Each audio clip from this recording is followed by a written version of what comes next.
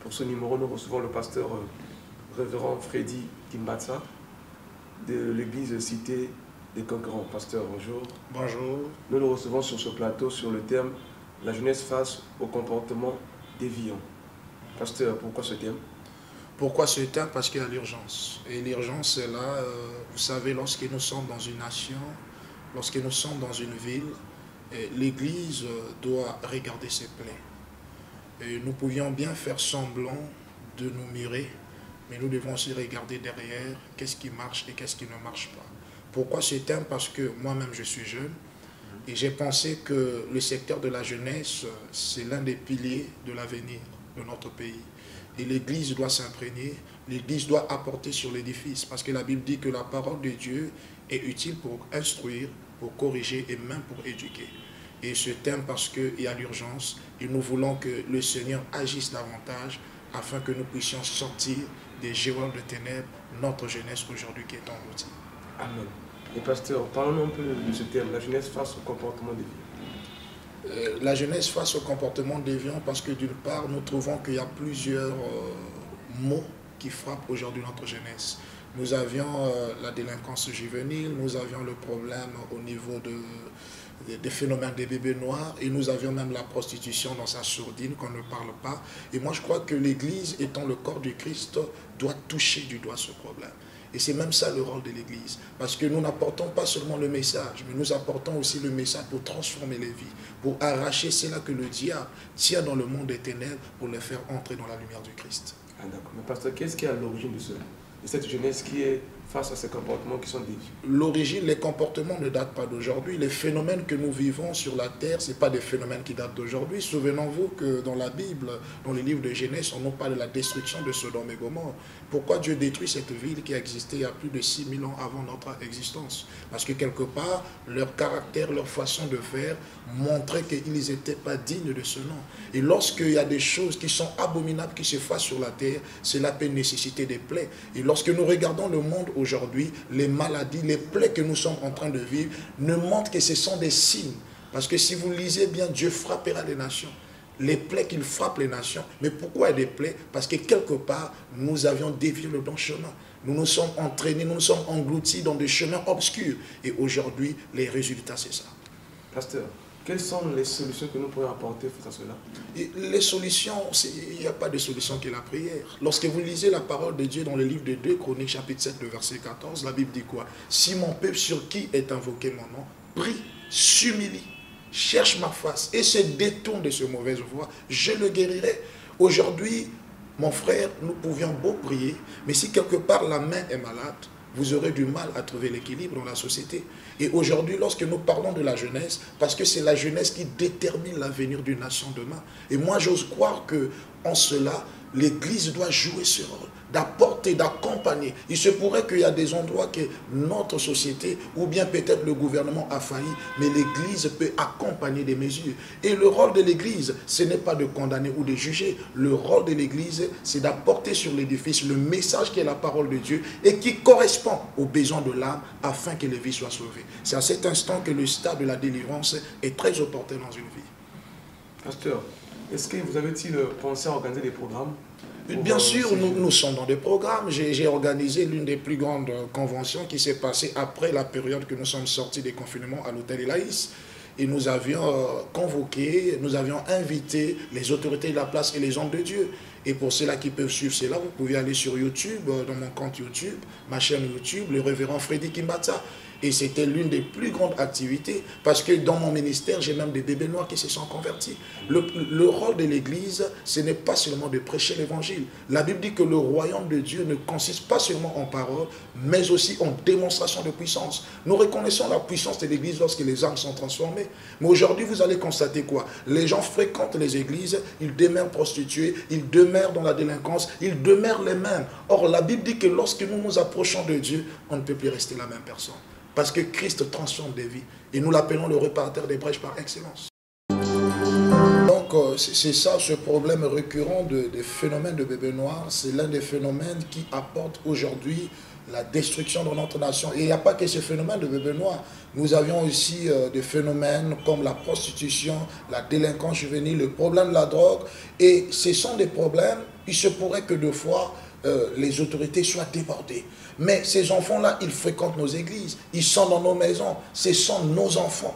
Mais si aujourd'hui, dans une famille, nous avions perdu l'éthique fondamentale qui est l'éducation, moi je crois que l'Église peut réparer cela. Parce que la Bible dit que la parole de Dieu est utile pour instruire, pour corriger et même pour éduquer. Et c'est à ce stade-là que nous pouvions voir des vies être changées, des vies être transformées à une seule condition, que nous puissions élever la vie du Christ dans la vie de nos enfants. Et il y a aussi quelque chose qui est très pertinent, c'est que lorsque Dieu parle dans le livre de Malachie, qu'il ramènera les cœurs des enfants vers leur père et le cœur des pères vers leurs enfants, afin qu'on ne frappe pas le pays de l'interdit. Vous savez que la Bible dit, parents, enfants, honore ton père et ta mère. Mais la même Bible aussi dit que parents, n'importunez pas vos enfants. Car nous avions aujourd'hui beaucoup des enfants qui sont des orphelins et qui sont dehors à défaut.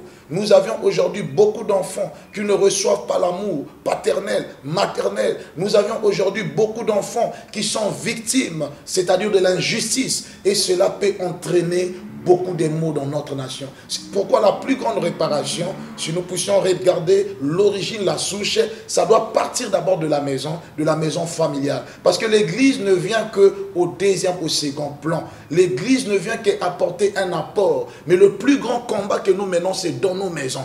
Aujourd'hui, vous allez constater que dans une famille, si la famille est athée, la famille n'est pas chrétienne, cette famille va vivre beaucoup de maux.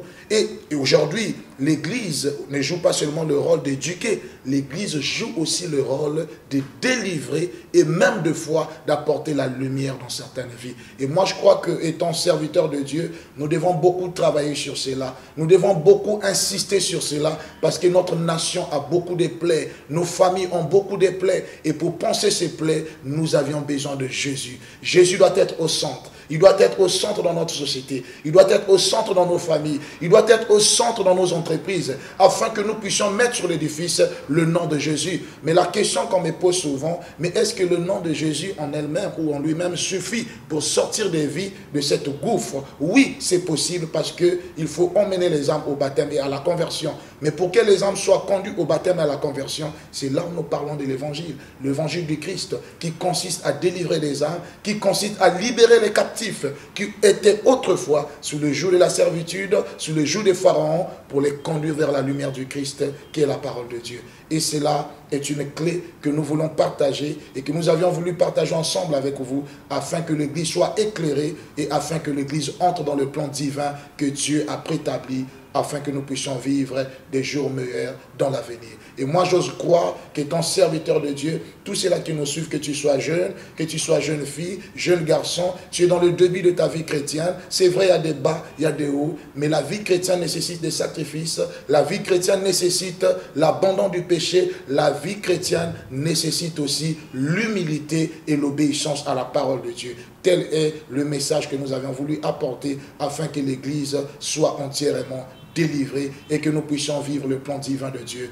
dans notre vie. Et pour cela, pour terminer, j'ai bien voulu apporter une prière pour ceux-là qui nous ont suivis. Que le Seigneur bénisse toutes les églises, que le Seigneur bénisse les enfants de Dieu, ceux-là qui sont en train de marcher dans le tâtonnement, que Dieu se souvienne vers eux, qu'il leur tende la main afin de leur faire sortir des forces des ténèbres, que Dieu tende la main aussi à ceux-là qui ont le désir de sortir, d'abandonner, à ces jeunes-là qui sont fatigués parce que quelque part, ils savent qu'ils ont fait le mauvais choix, ils veulent changer d'avis. Le Seigneur leur tend la main par cette prière afin qu'ils sortent et qu'ils témoignent de la puissance de Dieu dans leur vie. Je crois à la puissance de Dieu. Je crois que le message peut transformer des vies. Et je crois que chaque enfant qui nous suit, chaque jeune fille ou jeune garçon, ou que tu sois dans la prostitution, dans la délinquance juvénile, tu nous suis et tu suis cette émission, Dieu peut apporter la guérison et la transformation à travers ce message. Je le crois par le nom de Jésus et que le Seigneur vous bénisse.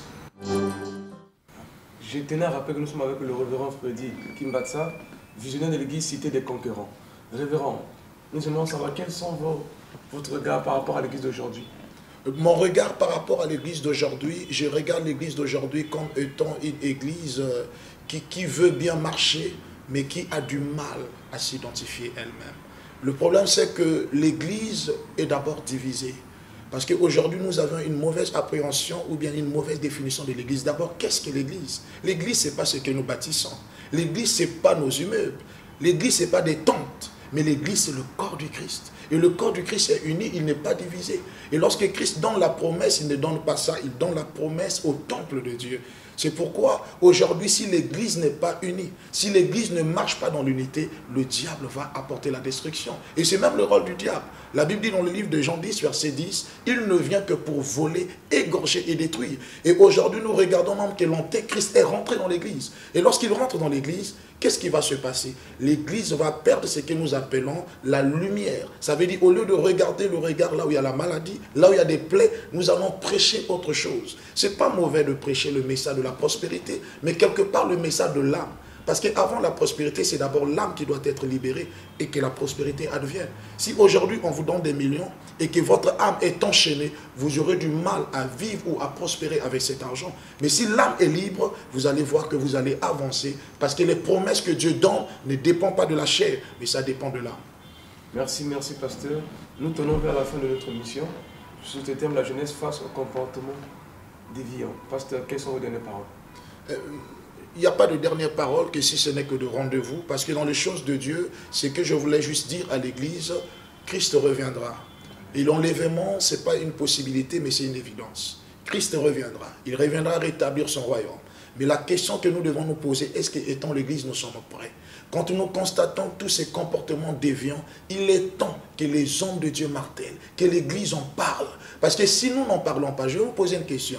Les phénomènes de bébés noirs, qui est l'un des phénomènes récurrents dans notre société, les bébés noirs, ce sont des extraterrestres ou c'est des humains? Des humains.